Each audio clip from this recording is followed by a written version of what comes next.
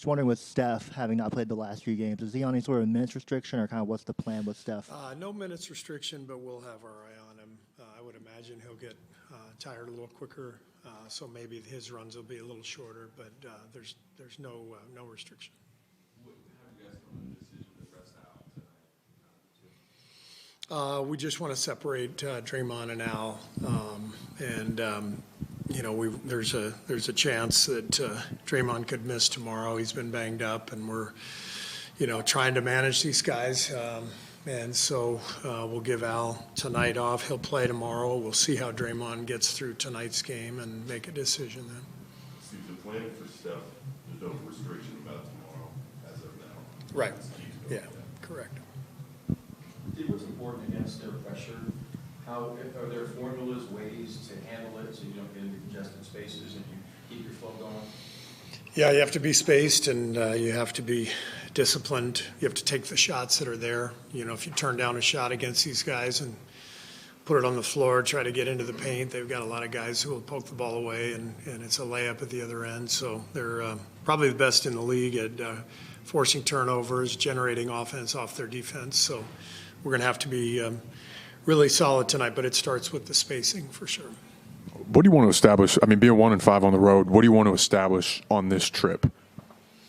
Well, we're not right now.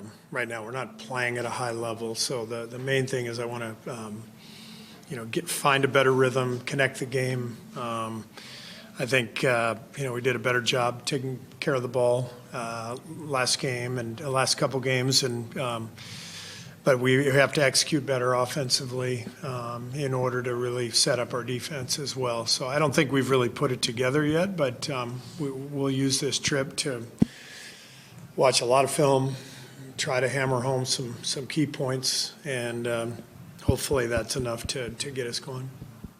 Steve, Shea is above 30 points per game for the fourth straight year. Even this era. I'm sorry? Shea's above 30 points per game for the fourth straight season. Even this era, the dynamic score. Are there things that you see that make him unique as a scorer? Oh, yeah, lots of stuff. He's incredible. I think it's the body control and the handle combined with the incredible touch. You put all that together. He's really smart. He's like Jimmy Butler in that he understands the league. He understands what's a foul. He understands how to get people in position and off balance to draw a foul. He's probably the best in the league at that. Jimmy's right there with him, but there's an art to that, and he's mastered that art. But it all starts with putting defenses in tough spots, and a lot of that is his own skill, and a lot of that is the Thunder's just offensive scheme and the way they've grown together over the years. A lot of continuity. There's a great deal of confidence that they're playing with now, coming off the championship, and you can see everything's flowing for him and for them. What do you tell your guys about avoiding those fouls that he's able to draw so often? Yeah, I mean, you have to stay down on pump fakes for sure. You have to be careful on the spin. He loves to spin and hook your arm on the spin like Jimmy does. And, so you have to be careful on that spin to try to, show your hands so the referee sees what's happening. And you just have to embrace the fact that he's going to score 30 no matter what. But let's make it a bunch of 15-foot followaways and not 12 free throws. And Steve, it's not your job to give the Thunder advice, but they're trying to do what you guys did, which is win with a good young core, promising, and you guys kept it going, in some ways still keeping it going. You won 3 more. What's the key, besides having great players, what's the key to keeping a run like this going?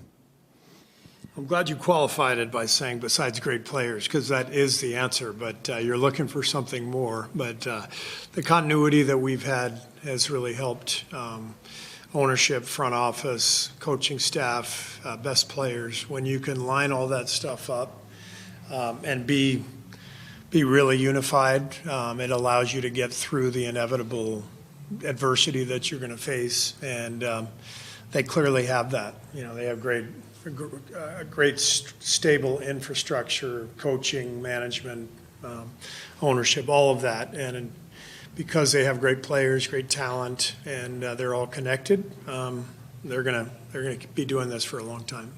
Coach, whether it be Draymond, Al Horford, or even all the way back to Andrew Bogut, you guys have had a lot of success playing with big men who can pass. The Thunder are playing a lot through Isaiah Hartenstein right now. What's the specific value of playmaking from that position?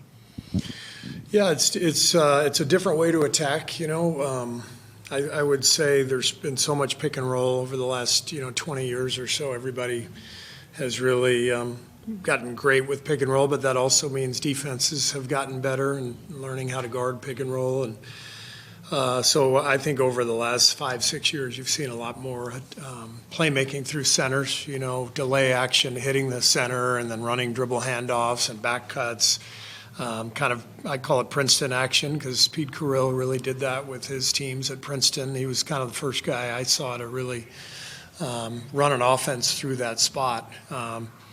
And there's a lot of guys, a lot of centers out there who can really, play that spot effectively, and it gives the defense a totally different look. It pulls the opposing team's center way out to the perimeter, so that exposes the basket and the lane. Jokic is obviously the best in the world at it, but a lot of guys around the league now doing that, and it's tough to guard.